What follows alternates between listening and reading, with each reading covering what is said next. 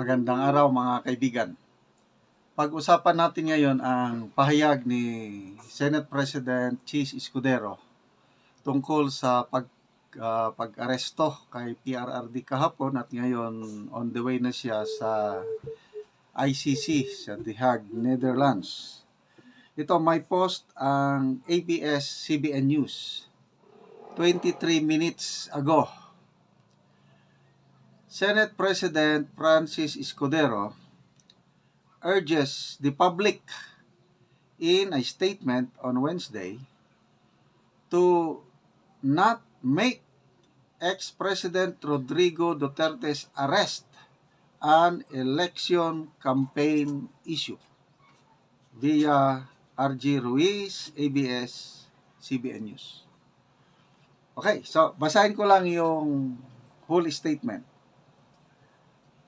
The peaceful and orderly service of the Interpol warrant carried out without incident reflects our nation's commitment to upholding international agreements as well as the maturity, civility, calm, and professionalism of all those involved.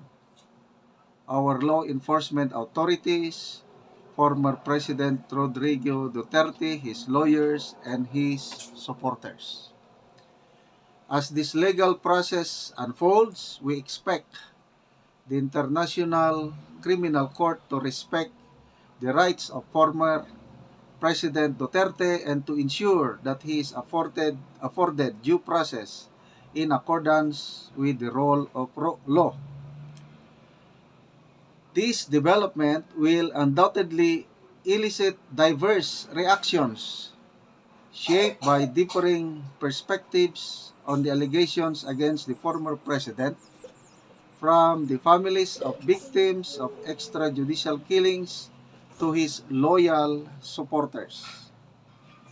Debate and disagreement are natural in a democracy. But as we move forward, I urge our kababayan to approach this moment with the restraint and respect displayed yesterday by the protagonists from both sides. I also call on those running in the midterm elections to refrain from using this issue to fan the flames of partisanship in order to further their candidacies, as this is a serious issue that involves lives and should not be trifled with for petty personal or political gain.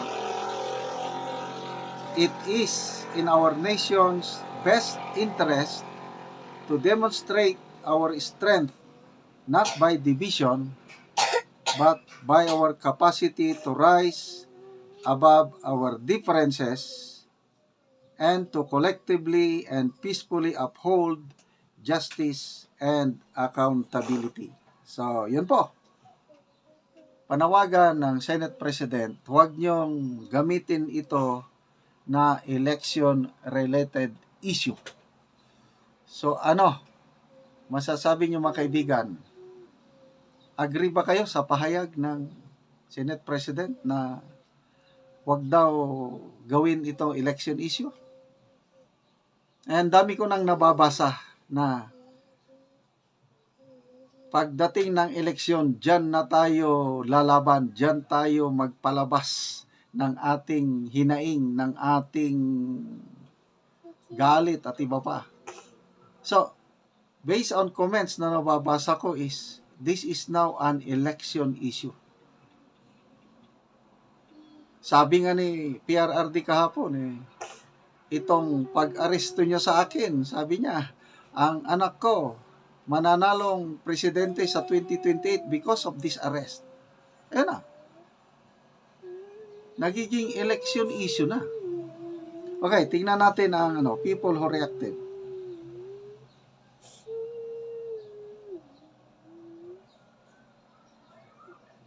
11,000 people who reacted. 5,300 tumatawa. Ibig bang sabihin, hindi sila naniniwala dito sa panawagan ng Senate President? And then, ang daming galit, 3,600 ang galit dito sa pahayag. Ang nag-like lang is only 2,000. So, halos 95% ang negative reaction dito sa pahayag ng Senate President. Okay. Comments. Jonah Bacolod. Isa sabni. Sos never again ka sa eleksyon. Angelo Roque. It will always be an election issue. The timing. Yun ang sinasabi ko.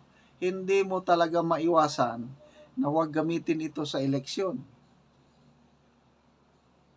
Edward Tagalog Samson Calsa.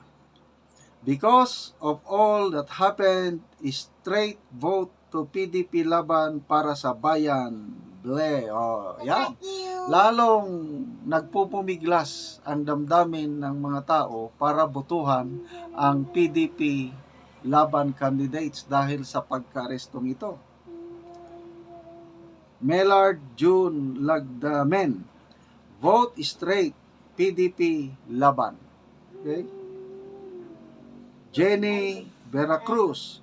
Remain. Vote PDP kami. Rakne Aguilar. Ano yan, cheese? Kung niyango? Ayaw mo ba pag-usapan yung impeachment case ni BP? Martin Agpangan. Everything is political, cheese. Correct. Rosemary Soliano Mahinay. Team Marcos, no vote. Brian de las Alas, mga atat, lalo kayo talo sa eleksyon. Kristen Grace Bicoy, parang nasa US pa. Nakahol pa sila. Si BBM lang ata ang nakauwi. Karen Carbonilla Humawid, shut up. Asa ka kahapon. Nasaan daw? Straight vote. Yun. So, lumalabas na hindi mapigilan na maging election issue itong pagka-aresto kay PRRD. Kaya itong panawagan ni Senator Chis Escudero is pasensya na lang. Mas marami ang hindi naniniwala sa kanya. Salamat mga kaibigan sa inyong panonood palagi sa ating channel at laking tulong nyo sa Tribong Talaandig dahil sa inyong panonood ang ating income sa channel na ito ay nilalaan natin pagtulong sa Tribong Talaandig. Namimigay tayo ng yero, pako, livelihood assistance at dahil sa inyong tulong. Panoorin nyo ang video na ito. Mo na ni ang nahatag ni Auntie nga lansang o kana dayon si Agaw mo na ang nahatag sa ilaha nga lansang o mauna ni ang mga stock sa among balay nga lansang 5, 2, 3 o 2 o mauna na ang nahatag so karon magkuha sila og yero. Pumuna ni ang yero nga stock sa among balay so nagkuha na sila og yero.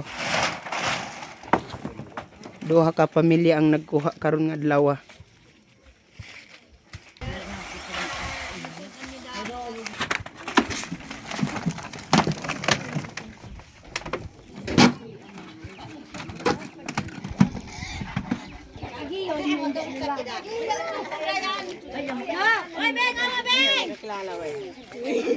Kilala, doon makapanggal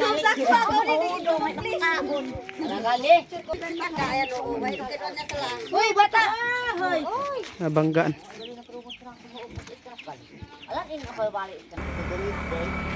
Siyak pa bin ni masalaw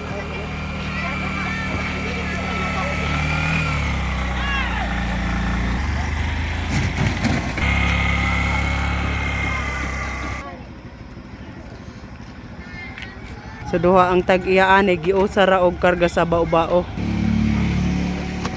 Kuya tibal kiti. Ugate.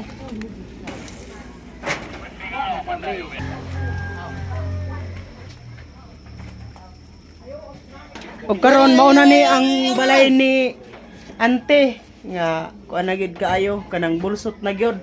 Una ni siya ang natagaan og gyero. Si ante. Wala na. Daghan gyud ang bulsot. Sakat na ni mo dia. Patay. Oo. So unsa ang imong maistorya nga natagaan na si Auntie Ogsen?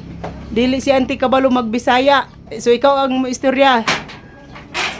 Lain mga istorya nga. Oo. Una, salamat ko sa Ginoo nga naitaw nga kapanghatag o kinsay tulog na to yung ilang mga balay. Oo. Ilabi na si mama, Oo.